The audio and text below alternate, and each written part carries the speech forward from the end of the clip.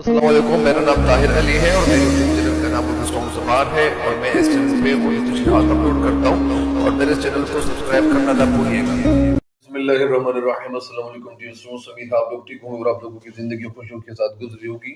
तो आप लोगों को लिए चलता हूँ शेर नंबर 3 की तशरीह की तरफ। शेर नंबर 3 क्या है?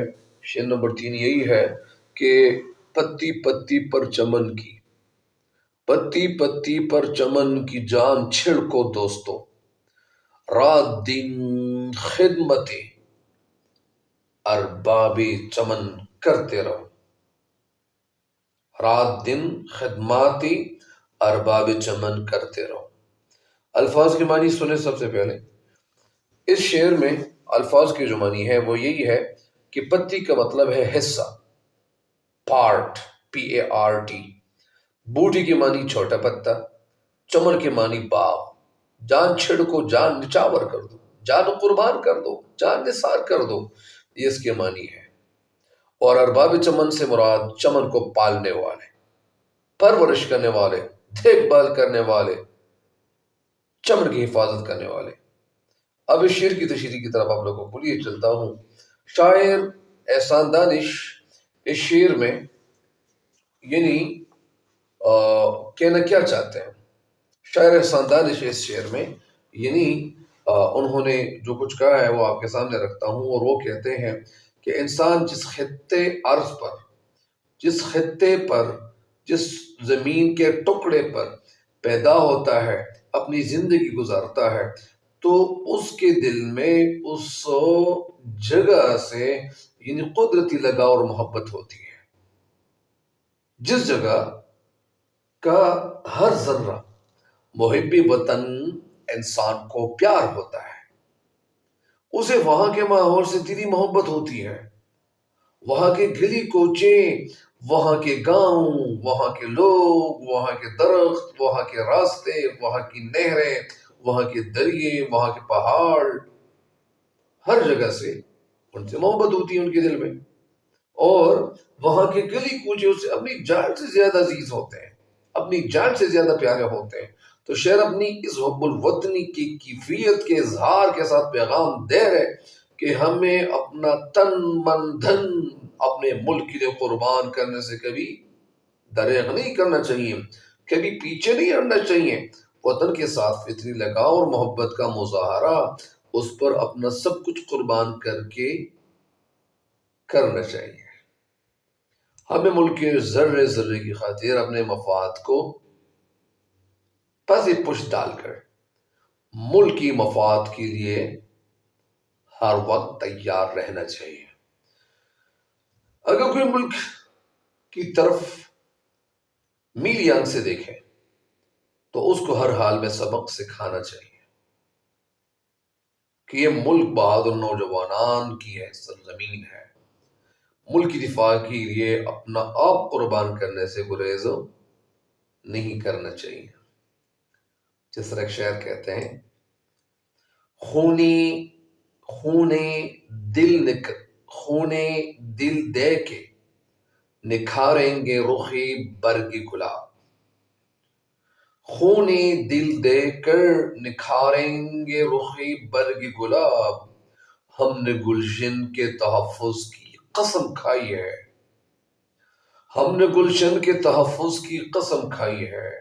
शायर कहते हैं कि हमें मुल्क के तहफ़्फ़ुज़ और तरक्की की खातिर दिन दुगुनी रात चुगुनी जद्दोजहद और कोशिश करना होगी। मुल्क के लिए दिन रात खिदमत करना होगी, जिसमें खुलूस वल्वला और लगन शामिल होना जरूरी है। यानी कहने का मकसद ये है कि शायर हमें समझा रहे और जवानों को, नौजवानों को वो खिताब कर रहे हैं, उनको समझा रहे हैं कि आप ये करें, आप वो करें। और ये क्यों कह रहे हैं? ये इस वजह से कह रहे हैं ताकि मुल्क की तामीर और तरक्की मुमकिन हो। यानी मुल्क को तरक्की की तरफ गामजन करना चाह रहे हैं। जिस तरह कहते हैं कि इस शेर में मतलब वो ये भी कहते हैं कि यानी पत्ती पत्ती पर, यानी पत्ती पत्ती पर जान छिड़को। यह चमन इस्तिआरा है वतन का और पत्ती का लफ्ज चमन की निस्बत से आया है। کیونکہ چمن یعنی باغ میں پھولوں کا ہونا لازم اور ملزوم ہے۔ باغ ہوگا تو پھول ہوں گے، پھول نہیں ہوگے تو باغ کیسا ہوگا؟ پھر تو اس کو باغ نہیں کہا جائے گا۔ اور پھولوں کے لیے ایک جز کو پتی کہا جاتا ہے۔ یہاں پتی کا لفظ وطن کے ہر حصے کے لیے استعمال ہوا ہے، یعنی وہ وطن کے لوگوں کو یہ پیغام دے رہے کہ جب وطن کی طرف کوئی میل آنکھ سے دیکھیں تو تم اس کی حفاظت کے لیے اپنی جان تک قربان کر دو۔ وطن پر جب مشکل وقت آتا ہے تو وطن پکارتا ہے، صدا دیتا ہے کہ آؤ اور میری عزت و ناموس کو بچاؤ، کیونکہ دشمن جب وطن پر حملہ کرتا ہے تو اس وطن کی ہر چیز کو تباہ و برباد کر دیتا ہے۔ جبکہ اگر وطن کے لوگوں میں وطن کی حفاظت کا جذبہ ہو، وطن کی حفاظت کا جوش ہو، تو وہ اس کی جانب اٹھنے والی ہر بری نگاہ کو تباہ و برباد کر دیتے ہیں، اور وہ اپنی جان کی پرواہ بھی نہیں کرتے، کیونکہ وہ جانتے ہیں کہ جان تو آنی جانی چیز ہے، اور جس طرح اس حوالے سے ارشاد باری تعالیٰ ہے، اور اس کا ترجمہ یہ ہے کہ ہر نفس نے موت کا ذائقہ چکھنا ہے۔ لہٰذا ایک اور جگہ فرمان ہے کہ پھر جب ان کا مقرر وقت آ پہنچتا ہے تو وہ ایک نہ ایک گھڑی پیچھے ہو سکتا ہے اور نہ آگے بڑھ سکتے ہیں۔ لہٰذا شعر کہنا یہ چاہتے ہیں کہ اگر کبھی وطن کے کسی ایک حصے کو بھی خطرہ ہو تو تم اپنی جان قربان کر دو۔ تو اس حوالے سے میں نے کچھ شعر سنائے بھی، لیکن آگے بھی سن لیں۔ کہنا یہ چاہتے ہیں کہ گردش خون جب تک رہے موجزن، گردش خون جب تک رہے موجزن، مسکراتے رہیں گے تیرے کوہ دمن، تیرے گلشن مہکتے رہیں گے سدا، جب تلک رہیں سلامت تیرے پاسباں۔ اور دوسرے مصر میں بھی شاعر یہی طرز دے رہے، تم دن رات ایک کر کے ملک کا جو فریضہ ہے سر انجام دو، اور اگر وطن کو تیری حفاظت کی ضرورت پڑے تو تم اپنی جان قربان کرنے سے یعنی پیچھے مت ہٹو۔